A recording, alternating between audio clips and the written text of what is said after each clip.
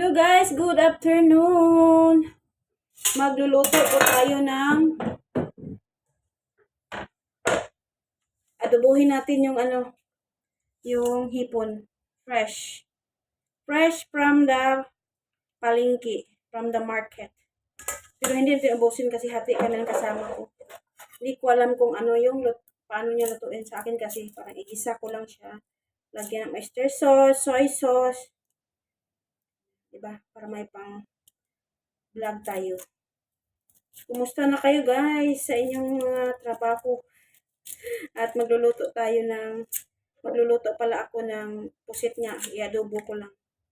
Kasi wala namang butter shrimp sana. Ay pusit, bakit na pusit? Hipon pala. Hindi masyadong malaki ang hipon. Mali-mali ang tuloy yung sinasabi. Lagi kasi kami kumakain ng pusit, kaya naisip ko. Pusit, di ba? Lagyan ko lang ito. Garlic at saka onion. Ihiwain lang natin. Yes. Easy lang naman yung ating putahe. Kasi late na akong kumain. Late na. Ang oras ay 1:00 na mahigit. Kasi kumain kasi ako kanina ng siumay. Tapos late na din akong nag-almusal. Late na tayo nag-almusal.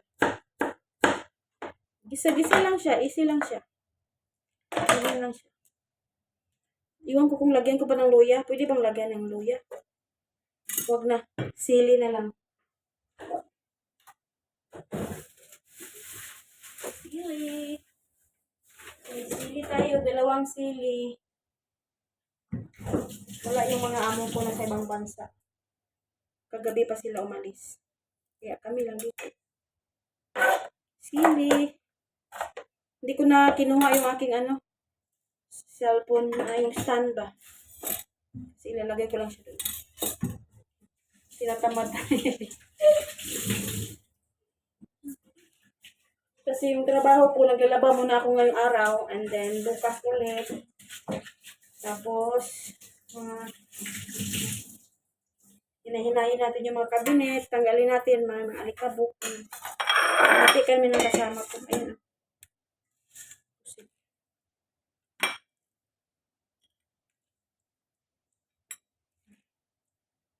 Tama na to. Ako lang naman nagkakain. Ayan. Yung sa kanya yun. Tama. Hati kami. Yan. Yan lang kasi ako lang naman ang kakain. Pang ko lang yan. Pang lunch. Yan yung aking lutuan. At buksan natin yung kapoy. Diba? Magluto tayo. At wala tayong stand. Kaya ilalagay natin dito sa may kabilang mamaya ko palagyan ng mantika yan. Ayan, magluto na tayo. Para makakain na ako.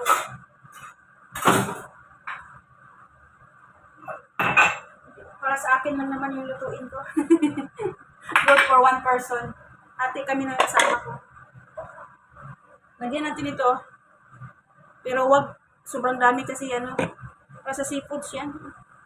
Mala liquid seasoning. Talaga yan, maanghang. Maanghang. Maglagay tayo ng mantika.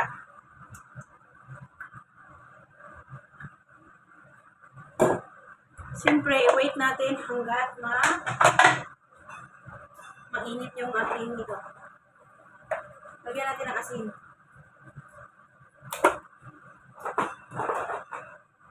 Yung aso, tapos ay kumain yung alaga ng aso.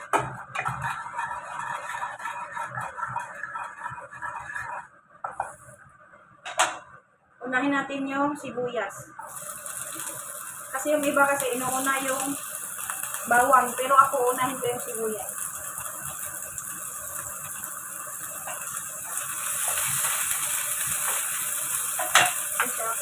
Press na press.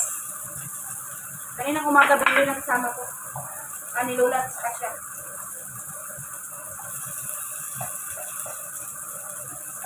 Mapapakain naman tayo ng marami nito. Hindi na kasi kumain yung kasama ko. Kasi kumain lang siya ng siomai. Pagkakakain sila Lola sa labas.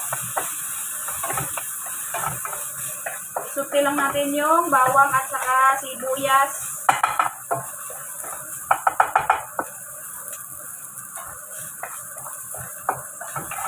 Hanggat maging brown.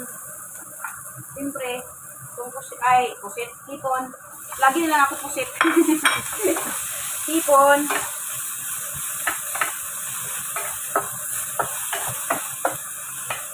Hanggat maging ulak siya.